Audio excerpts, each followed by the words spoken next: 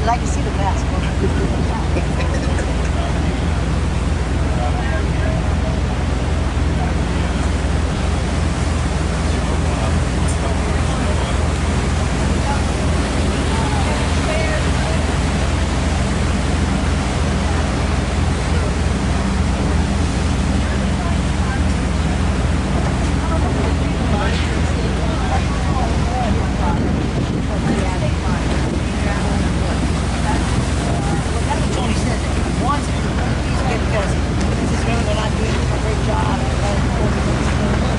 This 91-passenger tour boat is the only family-owned casino vessel traveling underneath the Laughlin Bridge toward Davis Dam and the watery thoroughfare between Bullhead City, Arizona and Laughlin, Nevada. All were traveling on the Colorado River, casinos, and the area.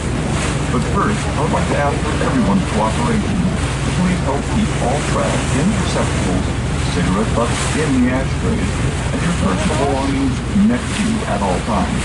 We have a beautiful river, and with everyone's help, we can keep it that way. Thank you.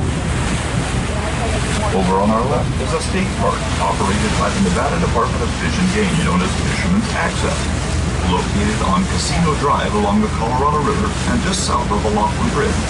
Fisherman's Access has a boat launch ramp, ample parking for vehicles for trailers and restrooms. In 1992, the American Legion Post No. 60 dedicated an avenue flag in honor of all those who served honorably. Admission and launch ramp use are free. The ramp can launch two vessels side by side and not interfere with public safety crews, which have their own ramp and dock. The four-lane paved river access has separate twin-lane launch and recover lanes.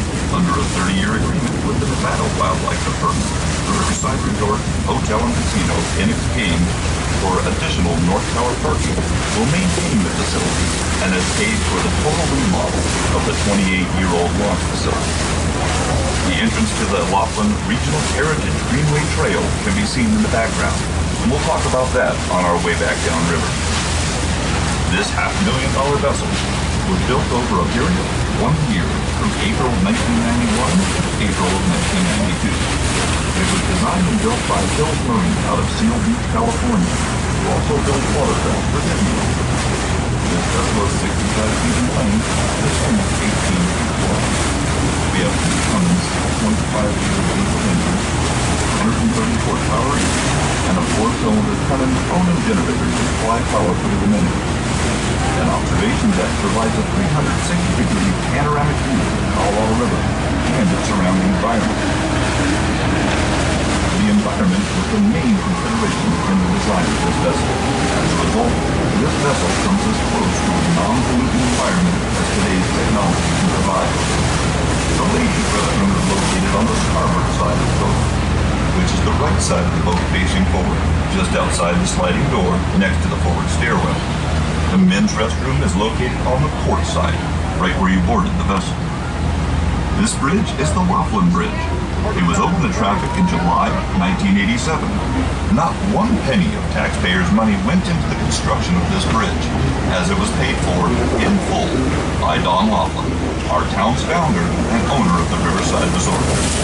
Don Laughlin is a close friend, properties and development manager, the late Bernie Ozzy Osborne, dealt with more than 30 government agencies over a period of 4 years to get this much-needed project online.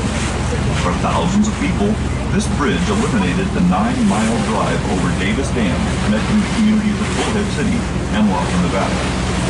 Before and during construction of the bridge, shuttle boats transported customers from the Arizona side of the river to Laughlin's resorts and back.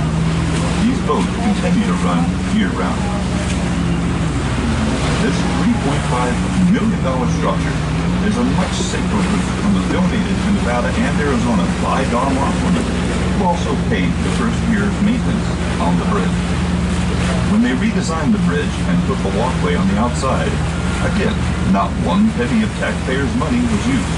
It was paid for in full by the Riverside Resort, the Ramada Express, and Circus Circus. The bridge carries 30,000 vehicles daily.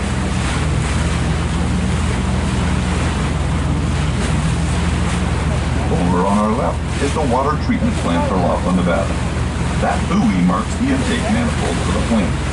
When we came underneath the Laughlin Bridge, we entered the Lake Mead National Recreation Area. In fact, from the Laughlin Bridge all the way to Moab, Utah, over 500 miles north of Utah, on both sides of the river, it's all government property. We have the Lake Mead National Recreation Area, the Grand Canyon National Park, the Glen Canyon National Recreation Area, the Lake Powell National Recreation Area, and the Canyonland. Maybe that is why this river is so clean and clear today. In the late 1930s, 1938 to be exact, the Bureau of Reclamation and the Utah Construction Company started working on Davis Dam. At that time, the engineers, foremen, and laborers all lived in Army barracks on both sides of the river. Mike's camp was on the western shore in Nevada to our left, where the contractors stayed. And Davis Camp on the eastern shore to our right, where the laborers stayed. Davis Camp is still active today and reaches from the Laughlin Bridge all the way to Davis Dam. Thousands of tourists come here annually to enjoy the sunshine and the cool, clear water, and I do mean cool. During the winter months, there's another group that comes in, called the snowbirds. They come down here to spend the winter months where they feel assured that they don't have to shovel any snow all winter long. Our average winter temperature here is between 50 and 60 degrees. We're at 510 feet elevation above sea level, and you have to climb over 3,000 feet in every direction to get out of this valley. Whether it be the Black Mountains in Arizona to our right, or the Newberry Mountain Range in Nevada to our left, we get to see snow lines on these mountains in the winter months, but it usually never lasts very long. In fact, don't get up early enough in the morning, you won't see it at all. We have an average rainfall here of about 5 inches a year, give or take an inch or two. Over on our right, up next to the highway, you'll notice that church was built by the workers of Davis Dam. It was known as St. Margaret Mary's Catholic Church. It's been turned over to the Colorado River Historical Society and is now a museum that's open to the public. Just to the right of the church is another building that used to be the post office and general store in Old Bullhead City. Bullhead City was established in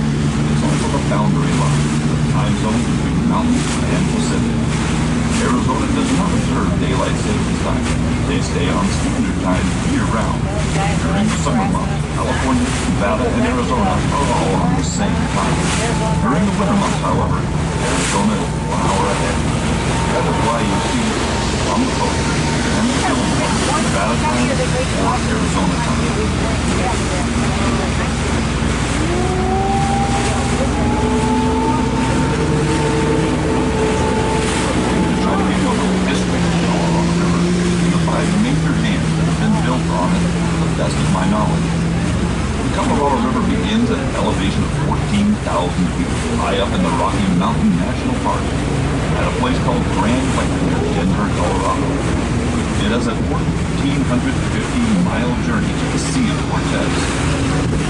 Coming down all those mountains and canyons, this river had a reddish-brown color. In 1776, a priest with a Spanish conquistador by the name of Francisco Thomas Castells, gave it the name Rio Colorado for its reddish-brown color, meaning river color red.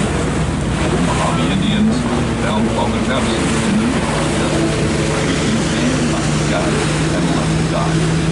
They pushed him back to hell and passed that name down, and it is still called Colorado River today. This river is said to move cubic miles of sand and sediment every 100 years, and over the hundreds and hundreds of years, this sediment contributed to the building of Baja California to the Colorado River.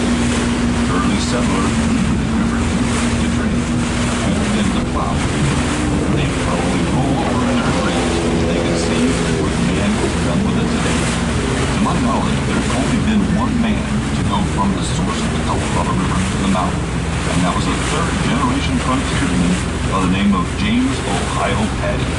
He made the trip between 1825 and 1826. To my knowledge, no other man has gone from the mouth of the Colorado River to the source, but believe me, there are many that have tried.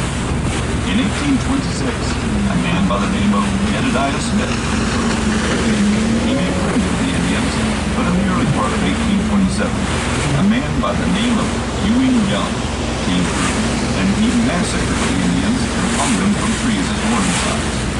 The Indians weren't friendly anymore after that. In the later part of 1827, when Jedediah Smith came back through, he found out that the Indians weren't friendly anymore. Before he could get his men across the river, the Indians attacked. Jedediah Smith massacred the ones on shore and took the Indians' claws as hostages. Jedediah Smith and 9 of his men managed to escape and made it to California. Over on our right is where Davis Camp was originally located. Davis Camp was originally known as Camp Alexander. Later they changed the name to Davis. Over on our left, up in the cove, was where Mike's camp was located. In 1858, Leo with the Navy took a camel train from Fort Defiance, New Mexico to Los Angeles. They called that train Eagle Road. Later it was known as Route 66 and was extended across to Chicago. In the later part of 1858, a group of immigrants following that trail were attacked by the Indians. So in 1859, the government built a fort on Eagle Road, 16 miles south from where Davis Dam is located today. They called it Fort Mojave. This later became the home of the Mojave Indian School and is now part of the Mojave Indian Reservation.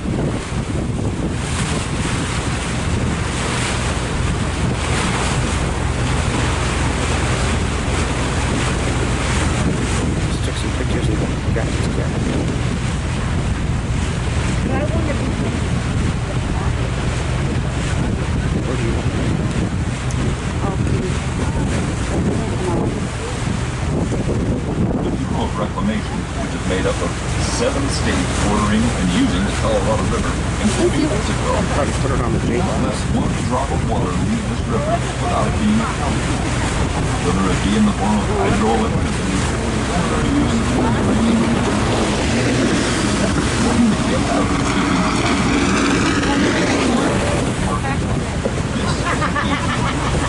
These stations are located on the river. These high-voltage cables so they can follow along the radar without something malfunctioning.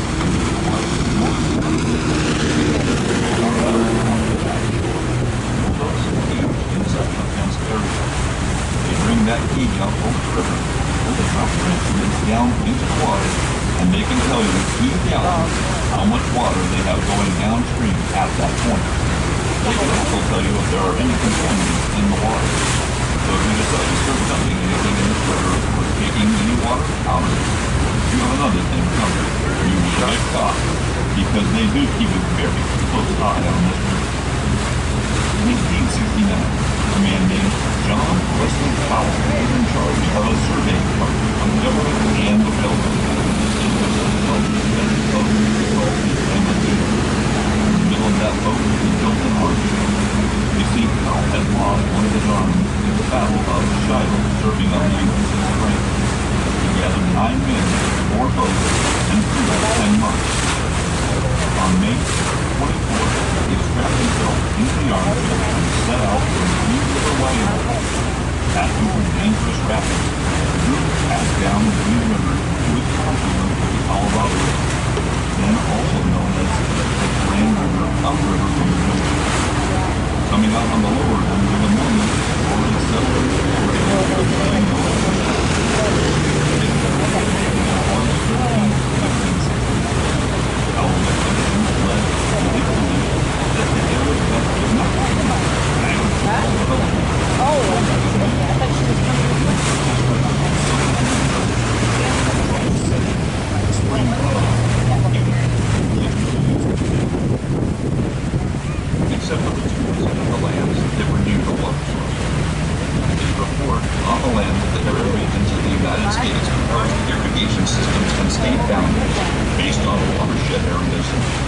sparked disagreement between the states. The government ignored him at the time, and in 1905, they were diverting the water into Imperial Valley.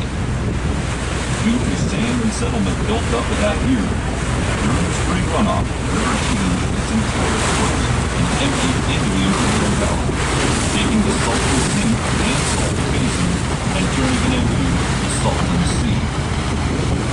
It took them until 1907, with the help of the railroad, to get the river back down to the Sea's bed. In 1909, they built their first dam on the Colorado River down by Yuma. They called it the Laughlin Dam. The 30-year dam lifts up to keep the water from going back down into the Salton Sea. In 1931, the government finally decided to start construction on the first major dam up in the Black Canyon of Boulder City. On September 30, 1935, 2 years ahead of schedule, they designated that dam in honor of our 31st president, Herbert Hoover. Later, they changed the name to Boulder City Dam. In 1947, a congressional act changed it back to Hoover, and it has been Hoover Dam ever since. In 1955, they designated it as being one of the 7 wonders of the world. 726.4 feet high, it's almost 7 stories long, is 1,244 feet across, and is 7 Hoover Dam backs up Lake Mead. Lake Mead has a shoreline of 822 miles. The second and third dams to be built on this river were the Imperial Dam in Yuma and the Parker Dam in Parker, Arizona. In 1938, Parker Dam is still started. California decided to build Parker Dam. They told Arizona's government board that they weren't going to let Arizona have the water. Well, that upset them. They were downright mad. It made them so mad that the governor ship called the Nelly put the militia on it and activated the Arizona Navy. Brought it and anchored it up on the Arizona shore across from where California was wanting to build Parker Dam. He brought in a national emergency and declared martial law and would not let California build the dam. After 11 months of negotiations, California finally agreed to let Arizona have some water. But to this day, this is still the most argued over, fought over, and litigated body of water in the United States. Parker Dam backs up Lake Havasu. Lake Havasu supplies the city of Parker. This is why California wanted to build Parker Dam. They built from Lake Havasu to Los Angeles and dissolved goes south along the coast to San Diego and is capable of pumping 1 million gallons of water per minute. It is the largest aqueduct in the Southwest. It also was designated one of the 7 engineering architectural wonders of the world. Lake Havasu also supplies the cities of Phoenix and Tucson and numerous communities in between with water. The Imperial Dam backs up water for the Imperial Valley, which supplies irrigation water to the farmers so they can raise their crops on a year-round basis. This area is said to be the salad bomb in the United States. With Yuma being at an elevation of only 50 feet above sea level, the river didn't go very far into Mexico before it became contaminated with salt water. Mexico decided to build their own dam and have their own fresh water supply. Today, not one drop of the Colorado River reaches the Sea of Cortez. The entire body of water is 100% used up. Over 20 million people depend on this river for hydroelectricity, culinary use, or irrigation. The last major dam to be built on this river was the Glen Canyon Dam in Page, Arizona. It was completed in 1964. It backs up Lake Powell. Lake Powell is the largest lake on the river and has a shoreline of 1,960 miles and a boating surface area of 2,500 square miles. As you look at Davis Dam, it doesn't really look too spectacular. The dam is located in front of us, where you see that guard railing across the top of it. It's only 200 feet high, but it is the only earth and rock-filled dam on the Colorado River. According to longtime resident want a Homer picture in front of the Fancher, dam? they built 5 wooden bridges across this river in order to haul material back and forth to the workers. From 1941 to 1946, they stopped construction due to the war. Hurry. This was the first post-war project that the government reinstated. They completed this dam in 1953, with 5 generators online supplying hydroelectricity to the Southwest Electric Grid. They named this dam in honor of Arthur Powell Davis. He was the director of the Bureau of Reclamation from 1914 to 1932, Look up a little bit. Your face is and was shaded. one of a small group of men along the river to start the Thank you so much. Are you going to get yours? project. You guys real quick? Yeah, Davis sure. Dam is located 67 miles downstream. Hold this. Hey, get in there. Quick, It right was there. built to control water releases from Hoover Dam and the floodwaters coming out of the mountains, and to store and deliver 1.5 million acre-feet of water all the way downstream to Mexico during the Mexican Water took it Treaty without even of me knowing. 1944. You didn't hear the click? Davis Dam is located Yeah, your hearing's gone too. upstream Yeah. from Parker Dam, 72 miles upstream from the famous London Bridge in Lake Havasu, and 19 miles upstream from the California, Nevada, Arizona border. Thank you. Appreciate it. Behind Davis Dam lies Lake There's Mojave. nothing that pisses me off more than Lake people think Mojave it's isn't a very large Yeah, lake, it's having a just- surface area Oh, of man. only about 41 self- with an average depth of 7.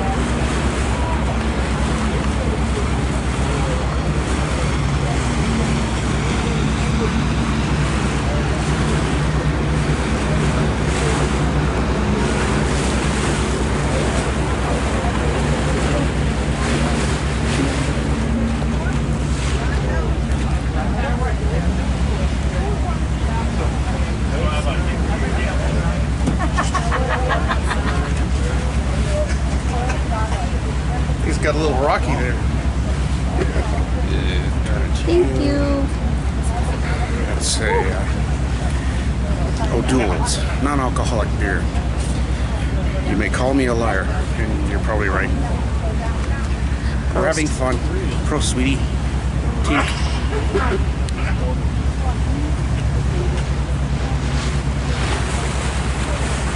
Not winning any money yet, but we're not losing any right now either.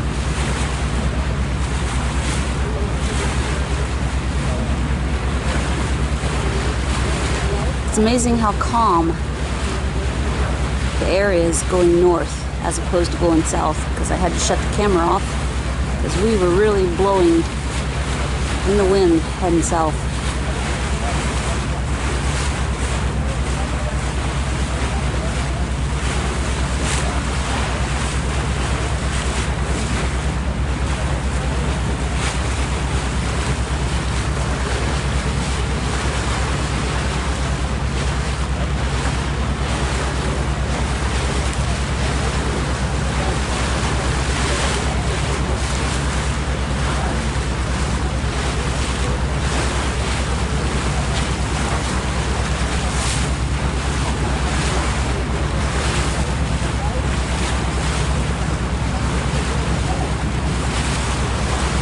Gumps.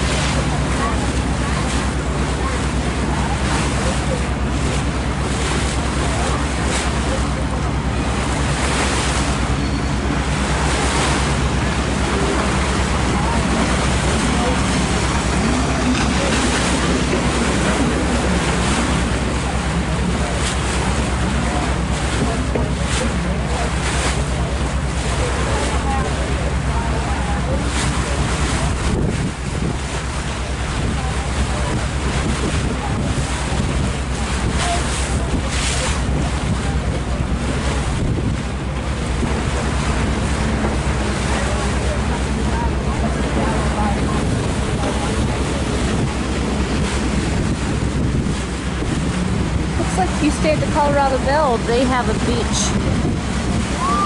Or it could be the Pioneer, either one.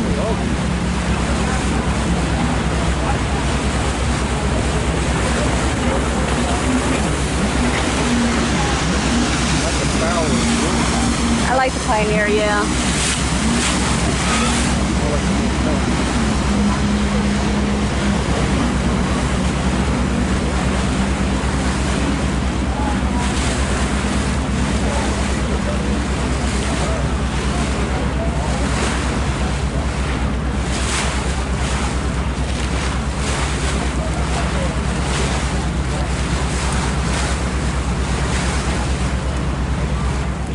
Mrs. Lafferty a tender suite at the very top.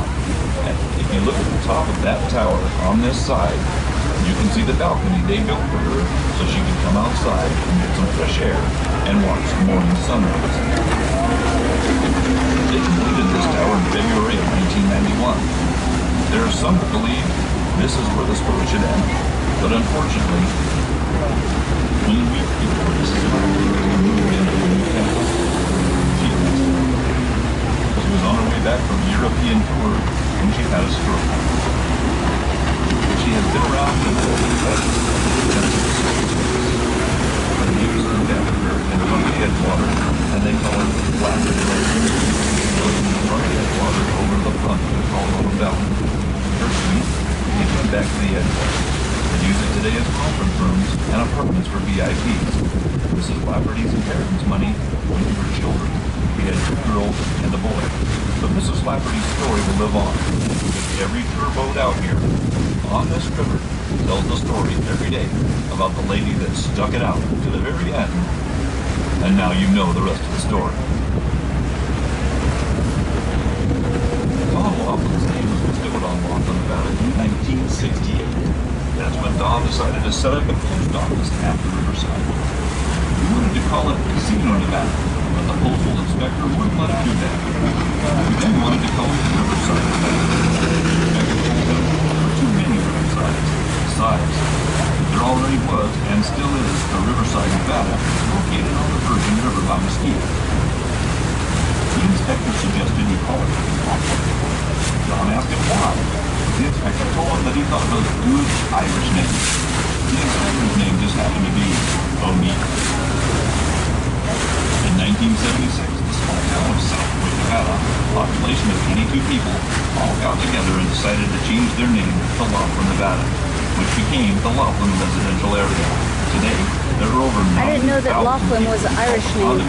and houses of Laughlin. That's Janet's last name. Mike and Janet. That's her last name, Laughlin. I'll get a little bit better view of the Newberry Mountain Range and Spirit Mountain. To get up to Grapevine Canyon, take Highway 163 towards Las Vegas. Before you get to the top of the pass, you'll come to a sign that says Christmas Tree Pass. Take that to another marked road, and it will take you over to Grapevine Canyon. If you decide to go up to the canyon and take a look at the petroglyphs, please remember that land is sacred to the Indians. See it as it is, and leave it as it was. From a little rundown 8-room motel and bar by the dusty banks of the Colorado River to the largest and most luxurious palaces on the Colorado River, the story of Don Laughlin at the Riverside Resort is the stuff legends are made of. With over 5 million visitors a year and more on the way, Laughlin is the finest chip on the table in Nevada gaming. There's a dreamer in all of us. Some stop dreaming along the way. Some never stop. The dream of being a part of something bigger than we are. We're building something worthwhile and meaningful. There's an important dream for a man such as Don Laughlin. On behalf of Don Laughlin and his family, myself, and the USS Riverside crew, we would like to thank everyone for taking our tour. Hope that you've enjoyed yourself. We'd like to wish everyone the best of luck. Enjoy your stay in Laughlin and come back and see us again soon. Please remain on board until we have all lines crossed and we're secured to the dock. Thank you again for joining us. Have a safe trip home. And may God bless America and watch over our troops, both at home and abroad. Amen. Amen.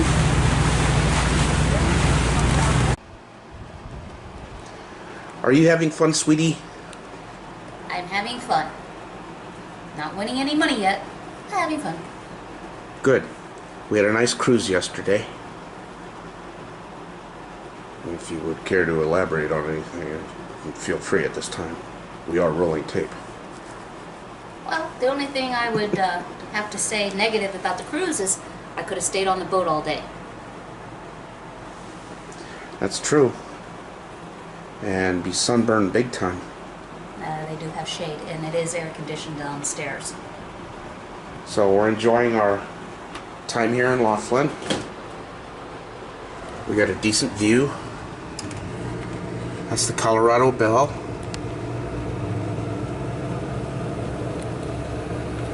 Behind it is Arizona. Of course, we're in Nevada right now. Aquarius is on the left. Edgewater is on the right, or middle, I should say.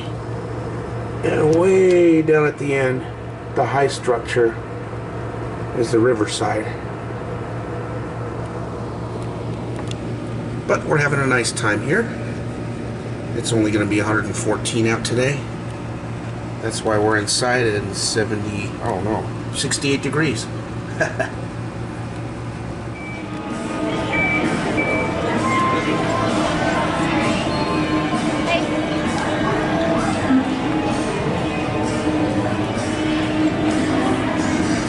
This is the winning screen. It's not currently winning.